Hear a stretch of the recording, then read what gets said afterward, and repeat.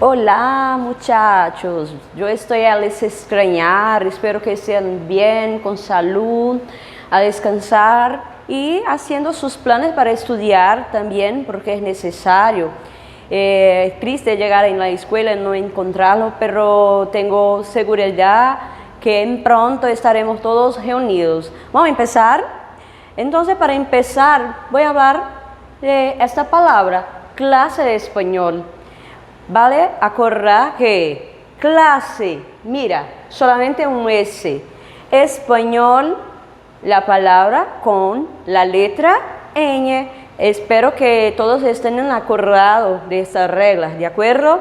Y hoy nosotros vamos a estudiar pretérito imperfecto y pretérito perfecto, pero de subjuntivo. Voy a hablar en portugués para quedarse más claro, para que no quede con dudas. Assim podemos seguir, de acordo? Oi, pessoal! Espero que estejam bem, com saúde, descansando, fazendo os planejamentos também de estudo e que logo possamos estar todos reunidos. E hoje, para começar a nossa aula, eu comecei lembrando a vocês sobre a utilização do S. Não vamos usar nunca, jamais, dois S em língua espanhola, porque não existe. E assim, a palavra classe, né? Aula de espanhol, classe é aula. E aula, quem lembra? O espaço físico. Então, se você lembrou, parabéns para você. A palavrinha espanhol, vejam aí, nós não escrevemos com NH. Por que não, professora? Porque não existe em língua espanhola o NH. E assim, vamos utilizar sempre nas palavras que usamos NH em língua portuguesa, em língua espanhola vamos usar sempre a letra N.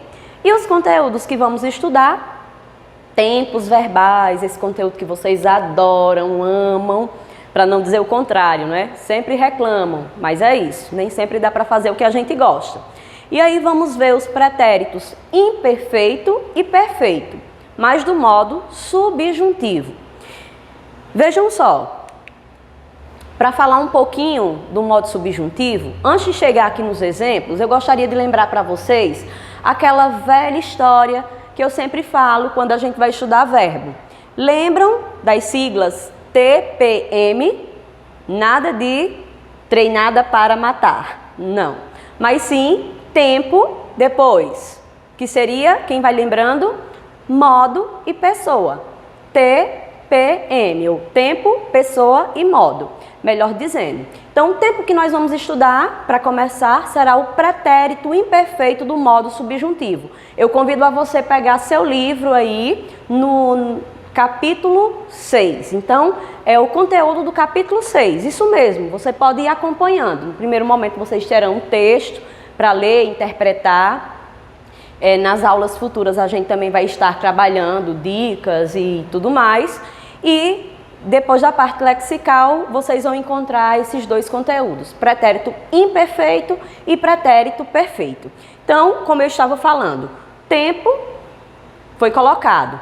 Pessoa, o que são as pessoas, professora? Toda vez eu esqueço quando a senhora fala essa questão de pessoa, ou seja, são os pronomes pessoais, né? Os pronombres personales, que vão norteando aí a desinência verbal. Vamos lembrar? Quem representa a primeira pessoa?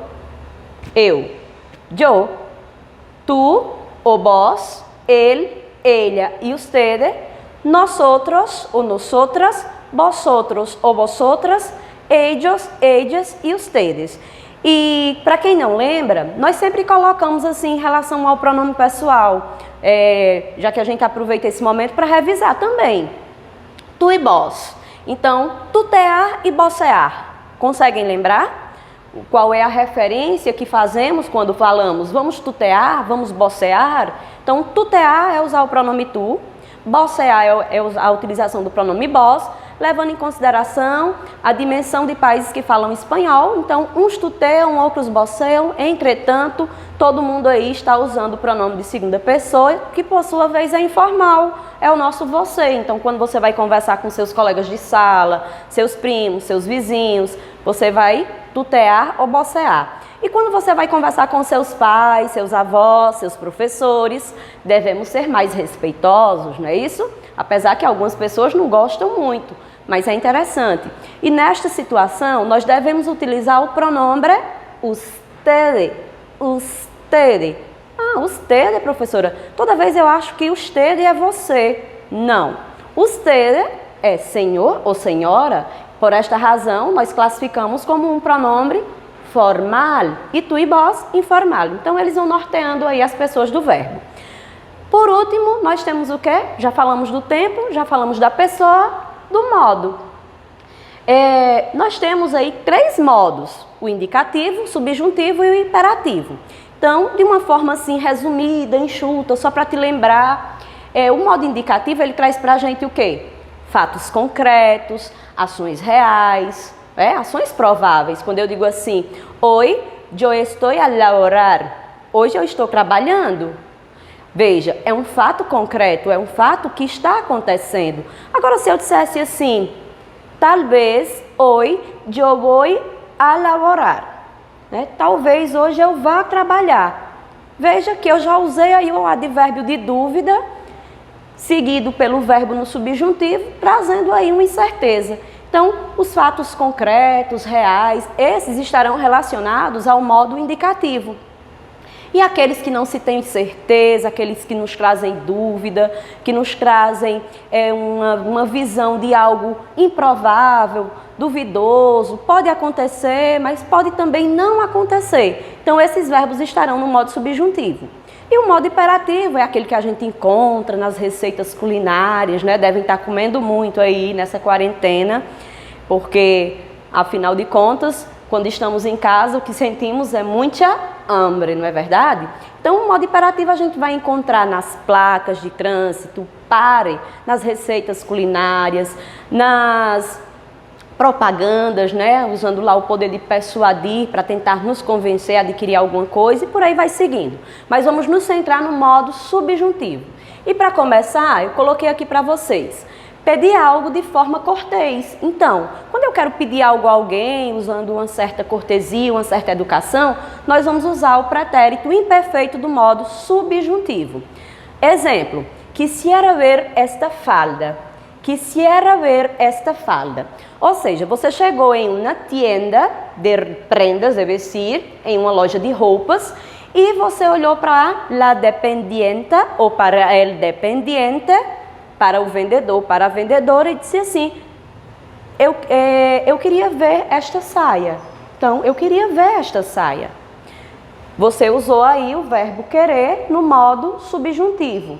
Vejam só, quisiera. Se você abrir o seu livro na unidade 6 e você está me acompanhando na tabela de verbos, vocês podem observar que o modo subjuntivo, o pretérito imperfeito do modo subjuntivo, ele traz 2 terminações verbais.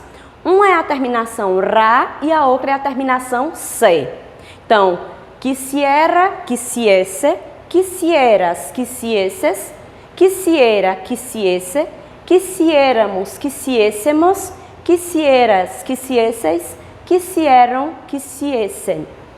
Então, as terminações ra e se, elas representam o pretérito imperfeito do modo subjuntivo. A língua portuguesa, ela costuma usar na fala, no seu cotidiano, a terminação se. Quisesse, quisesse, tivesse. E a língua espanhola, ela admite as 2 terminações na informalidade, não é? E a mais utilizada é a terminação ra. Então, se eu dissesse assim em uma avaliação, se é possível substituir sem alteração gramatical o verbo estuviera por qual opção? E aí eu lhe daria letra A, letra B, letra C, letra D. Então, estuviera. Aí letra A, estuve. Letra B, estuviese. Letra C, estava. Vou deixar assim nas 3 opções para vocês poderem pensar. Então, veja, estuvi, estuviese e estava. E eu acabo de colocar. As terminações ra e se não alteram o verbo. Eu tanto posso admitir o ra quanto o se. Então, estuviera, estuviese. Certamente vocês optaram por a letra B e acertaram. Esse modo também nós vamos usar em orações condicionais. Veja, se tuviera tiempo iria todos os dias ao ginásio. Se tuviera tempo. Então, se eu tivesse tempo, eu ia todos os dias à academia. Essa é a tradução. Se eu tivesse, é por esta razão que ele colocou que o imperfeito do subjuntivo, no primeiro momento, ele traz para a gente a cortesia. No segundo momento, eu posso usar em frases condicionais. E um marco muito forte das orações condicionais é a presença da partícula se. Então, se eu tivesse tempo, eu poderia também substituir aí o verbo tener, que por sua vez é importante lembrar que é um verbo irregular, não é? Sofreu alteração aqui no seu radical, porque o radical dele é tener. E aí, a partir do momento que as desinências passam a acontecer, tuviera, na primeira pessoa do singular, está aqui presente. Se eu substituísse tuviera por tuviesse, haveria alteração? Não. Então, veja que é só trocar o ra por o se e você chega na conclusão perfeita. Ele também traz para a gente desejo. Então, eu posso expressar, além de cortesia, nas expressões condicionais, também usado para expressar desejo. Ojalá. Ojalá não lloviera mañana para poder ir a la playa. Então, ojalá não lloviera mañana para poder ir a la playa. Você lembrou o que quer dizer? O ojalá. Então, simplesmente espero que não chovesse amanhã para poder ir à praia. Eu espero que não chova.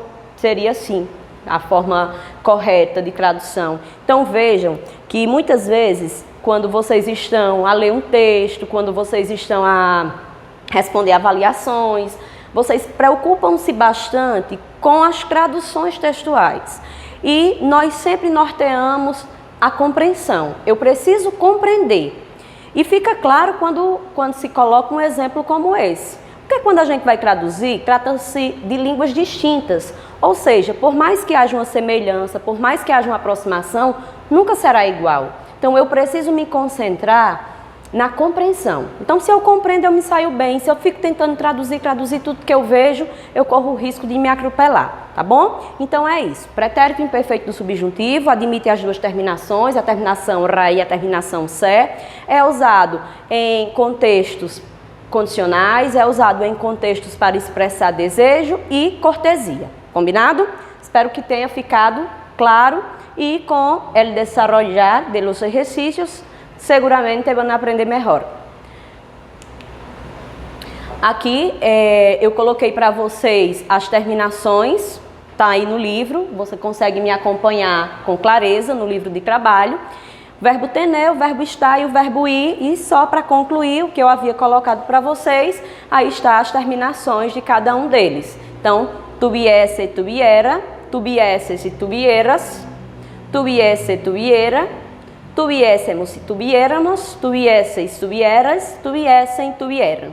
Então, essas são as terminações do verbo tener, o verbo estar e o verbo ir. Então, vão me acompanhando com o livro que tem vários verbos, várias explicações e vocês vão poder me acompanhar com segurança. Agora nós vamos falar, pessoal, sobre o pretérito perfeito também do subjuntivo. Então, o pretérito perfeito do subjuntivo, ele é um tempo composto. E o que é que eu vou precisar para poder formar um tempo composto? Tenho certeza que os meus maravilhosos alunos, ou então eu poderia colocar assim, mis estupendos, sim, são estupendos, são maravilhosos, vocês conseguem lembrar como é que a gente forma um tempo composto. Então, através do verbo haver, mais o particípio do verbo principal. Então, o que foi que eu coloquei aqui para ficar bem claro a explicação? Vamos ler? Verbos regulares. Verbo haver conjugado no presente do subjuntivo, mais o verbo conjugado no particípio. Então, é isso mesmo. Nós vamos formar sempre, seja no indicativo, seja no subjuntivo. Um tempo composto, ele é formado por o verbo haver, mais o particípio do verbo principal. E é importante lembrar que o particípio de verbos terminados em AR é ado. Então, amar, amado. E dos verbos terminados em AR? Ido, comer, comido. E dos particípios, os verbos terminados em IR, como partir, partido. Então, é só trocar o AR por ado, o ER por ido e o IR por ido. E assim nós estaremos chegando ao particípio do verbo principal. A constituição do pretérito perfeito se faz dessa forma, que nós temos o verbo estar, o verbo tener e o verbo venir. Então, haya estado. Então, primeiramente, eu vou pegar o verbo haber, vou conjugar aqui no presente do modo subjuntivo e ele vai variar desta forma. Haya, yo haya, tu hayas, ele, ella e usted haya ou haja, né? Porque a Y, que foi reformulada e agora chama-se de J, tem dois sons, ela apresenta os dois sons, som de I ou som de J. E aí eu posso falar haja ou haya, a depender da região que você esteja. Hayamos ou hayamos, hayas ou hayas, hayan ou hayan. Mais o particípio. E qual o particípio de estar? Foi que eu coloquei para você. Que verbos terminados em AR eu troco AR por ado. E aqui está, haja estado. Particípios terminados, verbos terminados em ER, qual o particípio? Ido. E aí nós temos haja tenido. E verbos terminados em IR, o particípio também é ido, ok? Então, essa é a constituição do pretérito perfeito composto do modo subjuntivo. Vamos ver mais um pouquinho. Aqui os particípios irregulares. Ah, peraí, professora. Então, quer dizer que tem particípio regular e particípio irregular? Sim, exatamente. Então, os particípios regulares é docinho, docinho. É mais fácil aprender do que tirar a chupeta da boca de criança. Já os irregulares eu preciso ficar um pouco mais atento. Por quê? Porque eles vão mudar. Então, irregularidade, ela me chama mais atenção. Então, eu preciso me dedicar mais para poder aprender. Então, qual é o particípio de abrir? Certamente, em língua portuguesa, você não falaria abrido, mas sim aberto. Então, esse particípio também, assim como ele é irregular em língua portuguesa, ele também será irregular em língua espanhola. Então, particípio de abrir, abierto. Particípio de cobrir, cubierto. De descer, ó, desci. Lembrem-se, desci não é descer. Se você está aqui no colégio e você está no primeiro andar e você vai descer as escaleras, então você vai barrar. Eu vou barrar. Eu vou barrar e não eu vou descer. Porque se você diz assim, eu vou descer, significa dizer eu vou dizer e não eu vou descer. Então, desci é do verbo, traduzindo, é o verbo dizer de língua portuguesa e o seu particípio não é dizido, porque aqui também não é dizido, mas sim dito. E em língua espanhola, dicho. Escrevi, escrito. Hacer. O que quer dizer hacer? Fazer. Qual o particípio de fazer? Fazido ou feito? Certamente você respondeu feito. Aqui não é diferente. Qual o particípio de hacer? Hecho. Qual o particípio de imprimir? Impresso. Mas o verbo imprimir, ele possui dois particípios, um regular e um irregular. Então, eu posso falar impresso ou imprimido, ok? Morir, quer dizer morrer. Qual o particípio? Muerto. Quando a gente está com muita fome, né? Naquela última aula que a gente costuma falar assim, ai, eu estou muerto de hambre. Eu estou morto de fome. Poner, puesto. Poner é o mesmo que pôr, colocar. Pudrir, podrido. Resolver, resuelto. Então, resuelto, resolvido. El problema está resuelto. O problema está resolvido. Romper. Eita, esse é difícil, viu, pessoal? Porque nada tem a ver com o que vocês estão acostumados em língua portuguesa. O particípio de romper é roto. Roto? Sim, roto. E é um particípio usado em diversos contextos. Digamos que acidentalmente você quebrou os copos aí da sua mãe, lavando a louça, né? Foi tentar ajudar nessa quarentena e quebrou os copos, meia dúzia de copos. Então, los vasos ha roto. Mamá, los vasos ha roto. Então, mamãe, eu quebrei os copos. Ver, visto. E volver, vuelto.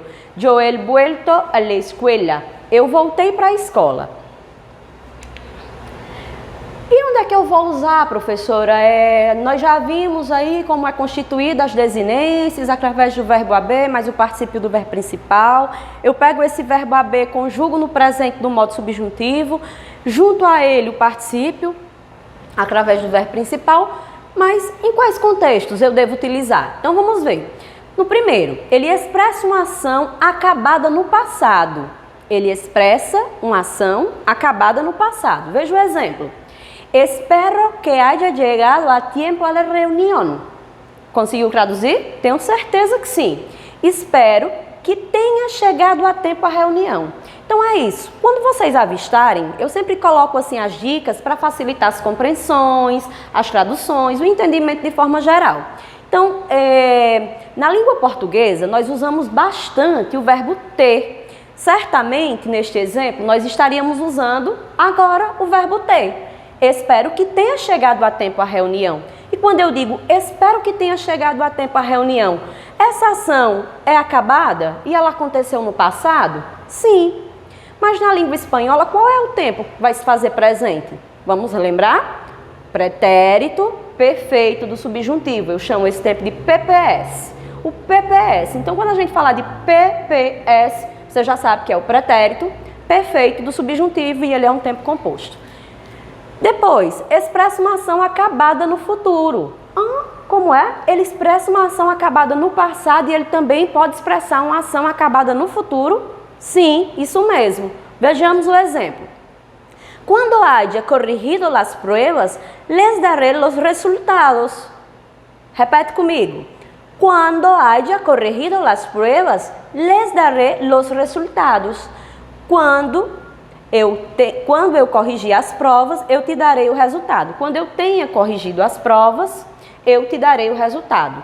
Ou seja, ele expressa aqui uma ação acabada no futuro. Mais uma vez, seria possível fazer uma substituição do verbo haver por o verbo ter, se você estivesse falando em português, tá bom? E aí, na constituição, verbo haver mais particípio do verbo principal. E por último, em orações negativas. Então, ele vai ser usado nesses 3 tópicos que foram colocados. E aqui nós temos o exemplo. Não creio que haya llegado todavía. Quem consegue traduzir? Não acredito que não tenha chegado ainda. É essa a tradução. Não acredito que não tenha chegado ainda. Ou que ainda não tenha chegado. Poderíamos falar assim em língua portuguesa, de uma forma mais objetiva. E aí, expressa uma oração negativa? Sim, aqui ó, o advérbio de negação antecedendo a oração. Combinado? Então, é isso. Ficamos por aqui. Espero que vocês tenham gostado. Façam as atividades do capítulo 6, que na próxima aula a gente vai estar aí tirando as dúvidas de vocês. Um beijo em coração e graças por la atenção. Tchau, tchau.